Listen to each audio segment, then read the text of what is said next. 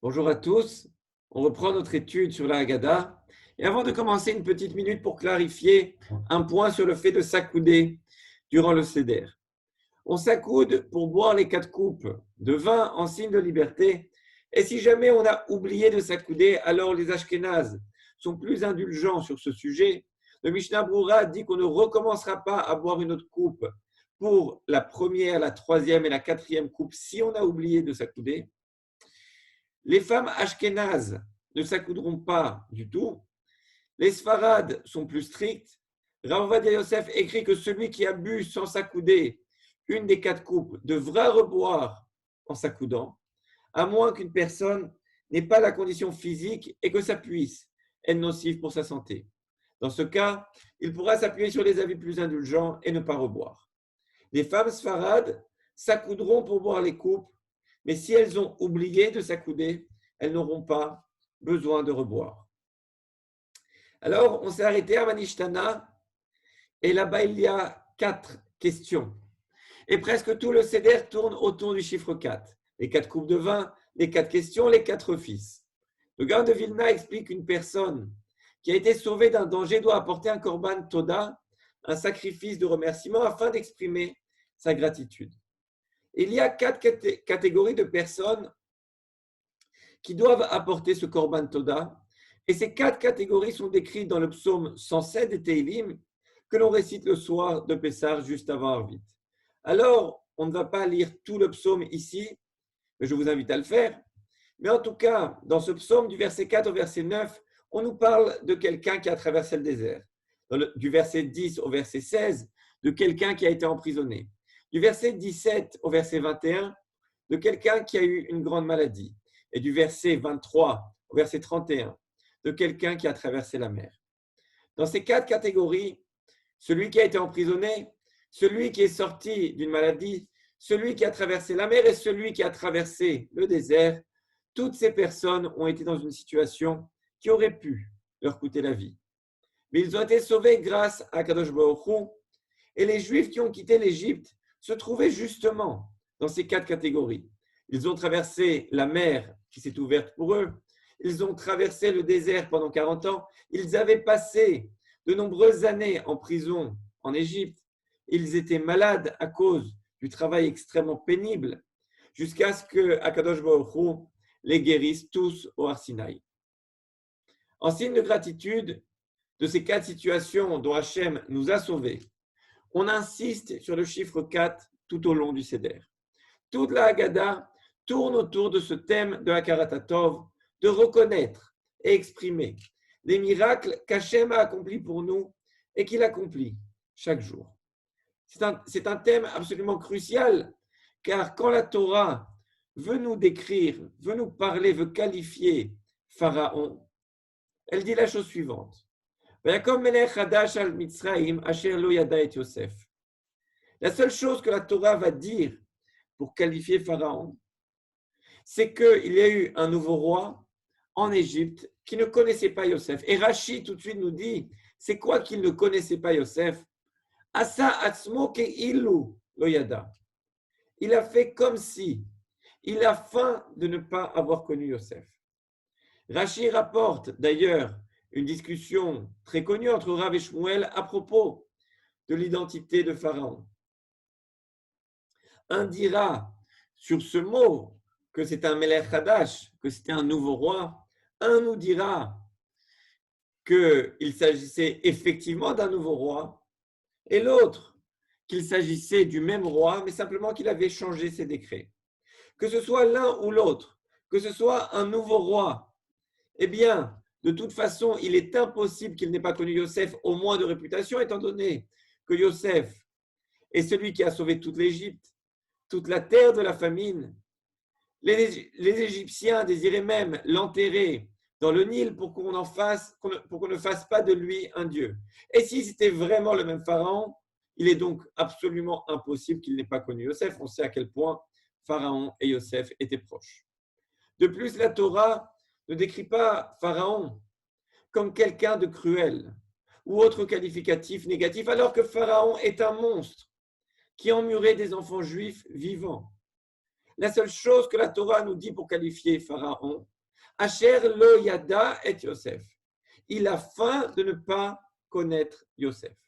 La Torah nous enseigne ici la racine du caractère de Pharaon, un véritable ingrat. Il est impossible qu'il n'ait pas connu les bienfaits que Yosef a procurés à Mitzraïm. Mais comme nous l'enseigne Rashi, Asa atzmo keilu lo yada, il a faim, il a fait comme si il ne l'avait pas connu, par pure ingratitude.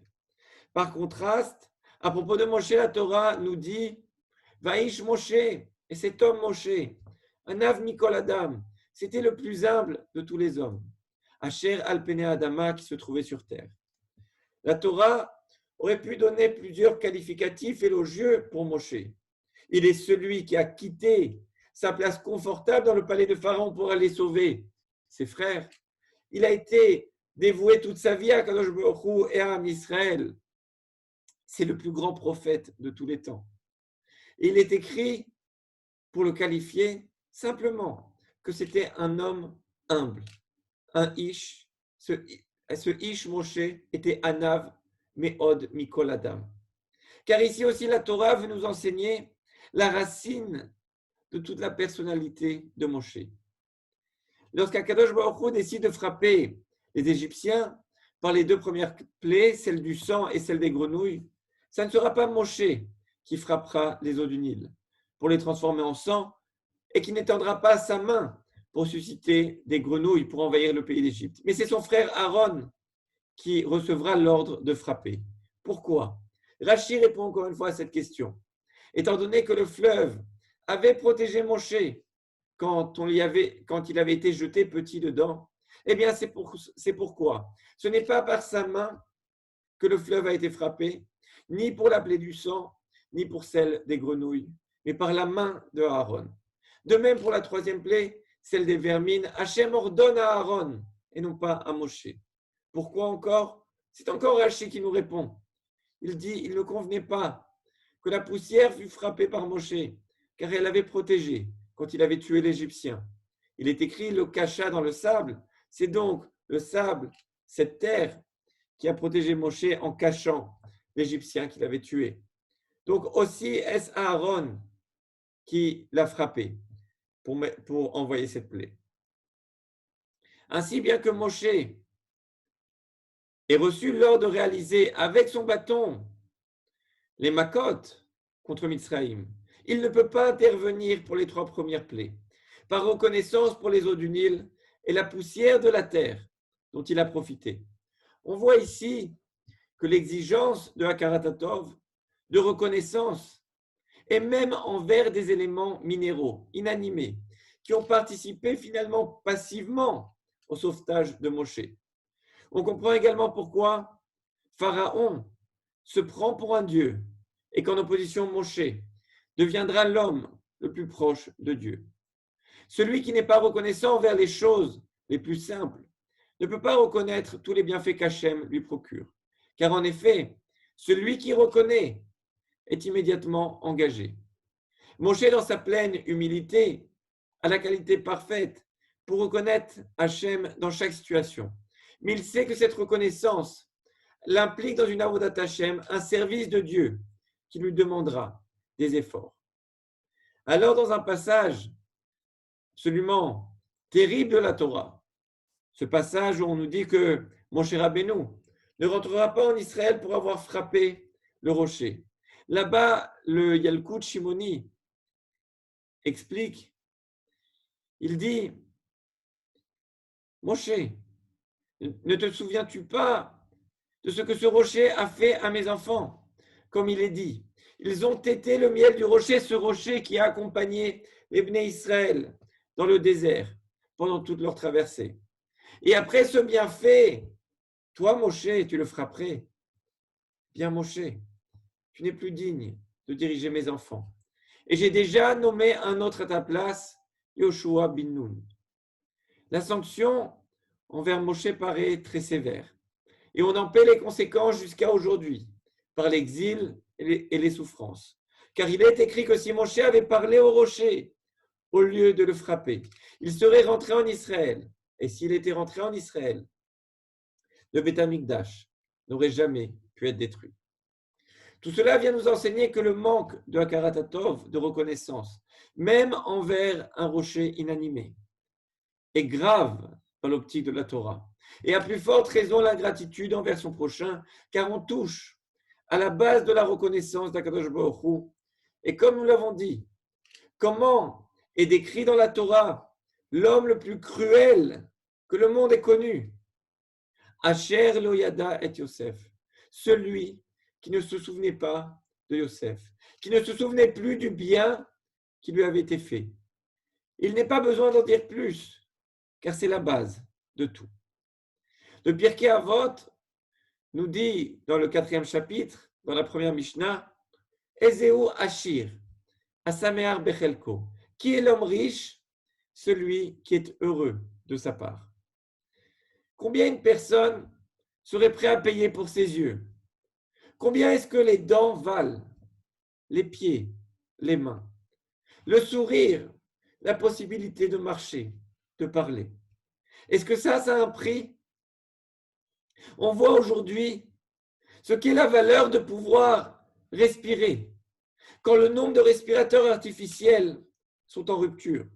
Quand aujourd'hui en France, il y a une sélection qui est faite pour savoir à qui on pourra donner ce respirateur et qui, malheureusement, on devra laisser mourir. A-t-on dit merci pour toutes ces respirations depuis qu'on est petit?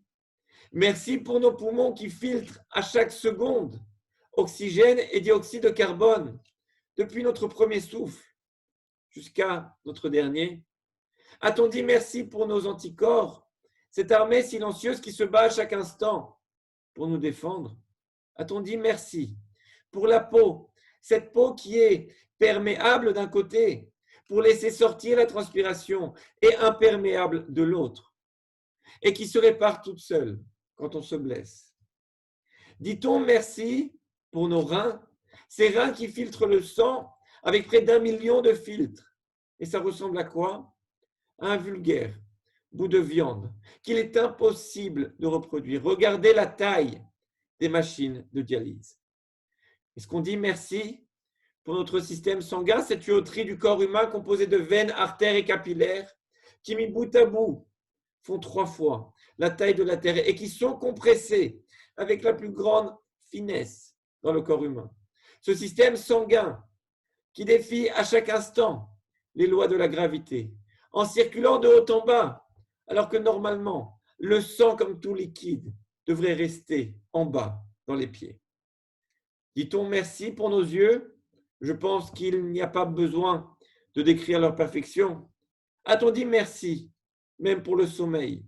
Ce serait bien si on pouvait recharger nos portables juste en les mettant en veille et sans chargeur. C'est exactement ce qui se passe quand on dort. Et quand on dort, tout ce que l'on a évoqué et tout ce que l'on n'a pas évoqué, car ça serait infini. Tout fonctionne dans un silence et une coordination parfaite. Tout cela n'a pas de prix. Et c'est pour ça que le Pirkei Avot nous dit Ezeu Ashir. Ashir, ça s'écrit Aïn, Shin, Yud, Eresh. Aïn, c'est pour Enaim, les yeux. Shin, c'est pour Shinaim, les dents. Yud, c'est pour Yadaim, les mains. Eresh, c'est pour Raglaim, les jambes. Celui qui a tout ça doit savoir qu'il est riche. Les gens se trompent complètement sur ce qu'est la richesse et manquent de Hakarat Hatov pour les grandes richesses qu'Akadosh Baruch Hu leur prodigue. Un couple qui avait perdu son fils à la guerre a inauguré une synagogue à sa mémoire. Ils ont invité beaucoup de leurs amis. Un des couples présents, dans ce couple, la femme dit à son mari, on devrait donner la même chose pour notre fils. Le mari lui dit, mais notre fils n'est pas mort à la guerre. Elle lui répond, justement, donnons parce qu'il a été épargné. Pourquoi les gens apprécient les choses seulement quand on leur retire? Pour les enfants vivants, on doit remercier tous les jours. Toute la nuit de Pessah est à propos de Hakarat Hatov, envers Hachem qui nous a sortis d'Égypte Et voici un point extraordinaire pour interagir avec vos enfants le soir de Pessah. Demandez-leur à propos de quoi ils pensent devoir être reconnaissants. Et vous verrez, les enfants sont extrêmement sensibles à ça. Ils vous diront plein de choses. Et s'ils ont un peu de mal au début, eh bien, ouvrez-leur un peu l'esprit. Et vous verrez des réponses étonnantes. Veyeda kol paul ki ata pealto. Veyavin kol yetzur ki ata yetzarto. Que toute chose qui a été créée, sache qu'Akadosh Baruch Hu est son créateur. Et que chaque chose qui a été façonnée, sache qu'Akadosh Baruch Hu en est la source. Merci beaucoup.